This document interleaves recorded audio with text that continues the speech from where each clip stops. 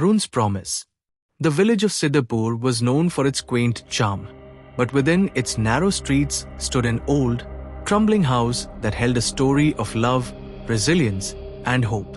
In that house lived Satya, an elderly woman whose heart, though weary, was as steadfast as the banyan tree in her courtyard.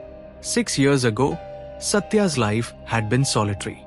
Her 5 children, all grown and busy with their own families in distant cities, had asked her to rotate between their homes every few months. But Satya refused. "I've never divided my love among my children," she had said firmly. "Now you ask me to divide my life? No, I'll stay in my home." It was during this lonely time that Satya's fate intertwined with that of a helpless baby boy.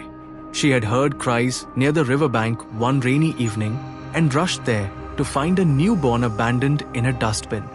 His tiny frame was wrapped in a dirty cloth, his cries barely audible over the rain. The police had taken over the situation, but Satya couldn't look away. She pleaded with the officer, her voice trembling. "I'll take him. Let me raise him." The officer hesitated, but eventually relented. From that moment, the boy became her world. She named him Arun. Arun grew up in Satya's care, surrounded by love that knew no bounds.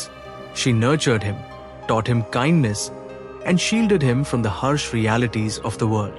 Arun never questioned who his parents were. To him, Satya was everything. When he turned 6, Satya decided it was time for Arun to attend school. But Arun, deeply attached to her, resisted the idea. "Why can't I stay with you, grandmother? I don't need school," he protested, tears streaming down his cheeks. Satya knelt before him and smiled. "If you go to school, I'll take you to the circus. You'll love it." Reluctantly, Arun agreed. His first month at school was a mix of curiosity and confusion. While Arun enjoyed learning, he noticed something different about his classmates. They often talked about their parents, what their mothers cooked, what games their fathers played with them. Arun stayed silent during such conversations, a seed of doubt quietly taking root in his mind. Satya, sensing this change, grew anxious. What would she tell him if he asked about his parents? Could she admit the truth? Amidst her turmoil, her 5 children made an unannounced visit. For the first time in years, all of them gathered in the house.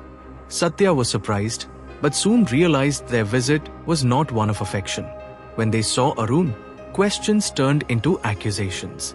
"Why didn't you tell us about this child?" one son demanded. "You should have consulted us before making such a decision," a daughter-in-law scolded. Satya let them vent, her face calm but her heart heavy. When they finished, she stood up. "Are you done?" she asked, her voice steady. They nodded, startled by her tone. "Let me remind you," she began, "that I am your mother. When I needed you most, you treated me like a burden.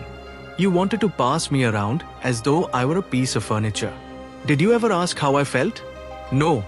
This boy," she pointed to Arun, "is my decision.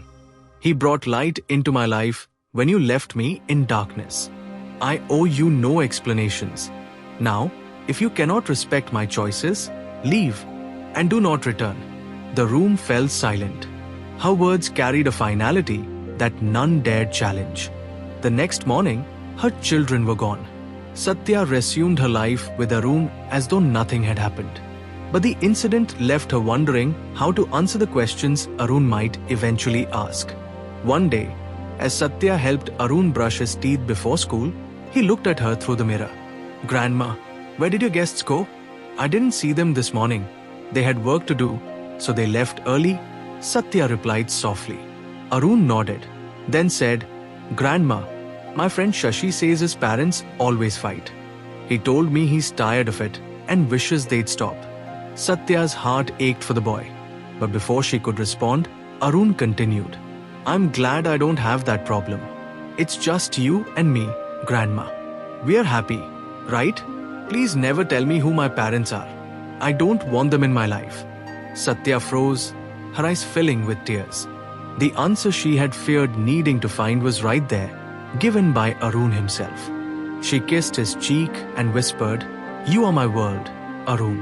I promise, until my last breath, it will always be just you and me. And so, the old house in Siddapur, though worn and creaky, remained a sanctuary of love. Arun grew up with the unwavering belief that family was not defined by blood, but by the bonds of the heart.